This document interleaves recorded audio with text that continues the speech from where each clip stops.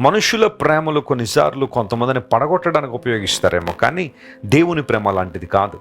ఈరోజు నిజమైన ప్రేమ కోసం వెంపర్లాడుతూ, నిజమైన ప్రేమ కోసం అటు ఇటు పరుగులు పెడుతూ అలసిపోయావా? ఒక్కసారి క్రీస్తు ప్రభు సిలువలో నిర్వచించిన ప్రేమను అర్థం చేసుకో. నీ కోసం ప్రాణం పెట్టిన ప్రేమ, ఆశ్చర్యమైన దేవుని ప్రేమ, నిన్ను నన్ను లేవనెత్తిన దేవుని ప్రేమ. అలాంటి ఉన్నతమైన ప్రేమకు మన జీవితాలు అప్పగించుకోగలిగితే ఖచ్చితంగా మన జీవితాల దీవెన చూస్తాం. ప్రార్థన చేసుకుందాం.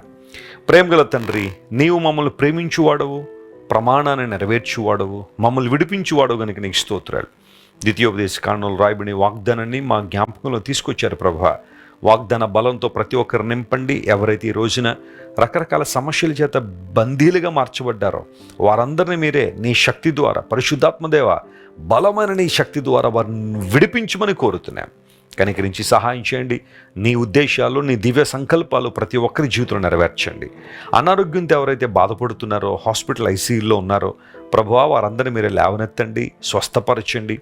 విడుదల లేని వారికి విడుదల ఇవ్వండి. నిరాశలో ఉన్న వారికి నిరీక్షణ దయచేయండి. సమృద్ధి జీవాన్ని ప్రతి ఒక్కరికి ఇచ్చి ఈ రోజంతా వారి జీవితాల ద్వారా నీ నామాన్ని మహింపరుచుకోమని కోరుకుంటూ యేసుక్రీస్తు వారి అత్యున్నతమైన నామం పేరిట అడిగి వేడుకొనిచున్నాం తండ్రి. Amen. Amen. God bless you, dear friends. Have a wonderful and beautiful day.